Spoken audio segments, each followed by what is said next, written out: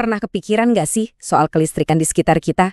Hari ini kita bakal kupas tuntas bedanya dua jenis rangkaian listrik yang paling dasar, seri dan paralel. Yuk kita mulai. Oke, kita mulai dari sebuah misteri yang saya yakin banyak dari kita pernah ngalamin. Apalagi pas musim liburan. Anda pasang lampu hias, cantik banget, tiba-tiba semuanya mati total. Pas dicek, ternyata cuma satu bola lampu kecil yang putus. Kesel banget kan? Kenapa bisa gitu ya?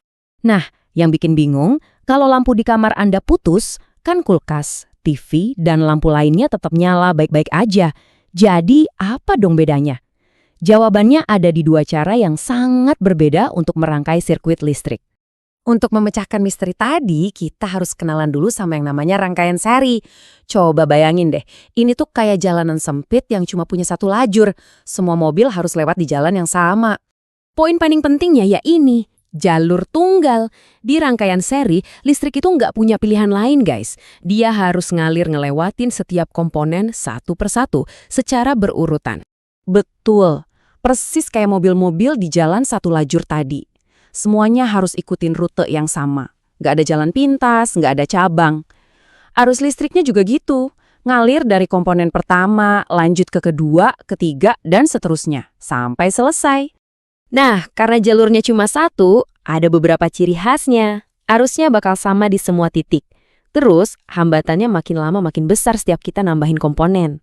Dan, ini dia kelemahan fatalnya, yang jadi biang kerok masalah kita. Kalau ada satu aja titik yang rusak, seluruh rangkaian langsung mati total. Oke, itu tadi seri. Sekarang kita bandingin sama lawannya, yaitu rangkaian paralel. Kalau tadi kita ngomongin jalanan sempit satu lajur, yang ini ibaratnya jalan tol bebas hambatan dengan banyak lajur. Kata kuncinya di sini jelas banget ya, banyak jalur. Rangkaian ini ngasih listrik banyak pilihan rute buat mengalir. Jadi seolah-olah arusnya itu bisa milih. Mau lewat lajur mana ya? Sama persis kayak lalu lintas di jalan tol kan? Mobil-mobil bisa misah ke lajur yang beda-beda buat nyampe ke tujuan yang sama. Arus listrik yang gede dari sumbernya itu bakal dipecah, dibagi-bagi ke setiap cabang yang ada. Banyaknya jalur ini bikin sistemnya jadi jauh lebih tangguh dan fleksibel. Tiap cabang dapat tegangan yang sama dari sumber. Dan yang paling penting, ini dia kehebatannya. Kalau satu cabang putus atau rusak, cabang-cabang lainnya tetap bisa berfungsi normal. Nggak ada masalah. Oke, kita udah kenalan sama keduanya. Sekarang, ayo kita adu langsung. Seri lawan paralel. Biar makin kelihatan bedanya di mana. Lihat deh, tabel ini ringkasannya jelas banget. Rangkaian seri itu simple, murah, tapi ringkih, gampang rusak. Sebaliknya, rangkaian paralel itu lebih ribet dan mahal, tapi jauh lebih bisa diandalin. Soal hambatan juga menarik nih. Di seri, makin banyak lampu, makin berat jalannya arus. Tapi di paralel, justru makin banyak cabang, arusnya makin lancar, jadi hambatan totalnya malah berkurang. Oke, teorinya udah dapat. Sekarang bagian yang paling seru. Kita balik lagi ke misteri lampu hias tadi, dan kita lihat contohnya di dunia nyata.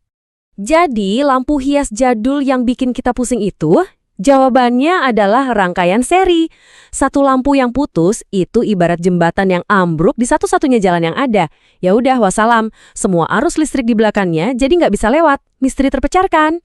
Nah, ini juga ngejelasin kenapa listrik di rumah kita pakainya paralel. Coba bayangin kalau pakai seri. Anda matiin lampu kamar, kulkas sama TV ikutan mati. Kacau kan? Setiap colokan dan lampu di rumah kita itu adalah cabang independen. Tapi kalau di senter, baterainya justru sengaja disusun seri. Tujuannya biar tegangannya dijumlahin. Jadi lampunya bisa nyala terang banget. Jadi sekarang Anda tahu kan rahasianya? Ternyata semua ada alasannya. Mau pilih yang simple tapi rentan, atau yang lebih kompleks tapi tangguh. Dan coba dipikirin, konsep ini tidak cuma berlaku buat listrik loh, tapi juga buat banyak hal dalam hidup. Untuk proyek Anda berikutnya, jalur mana yang akan Anda pilih?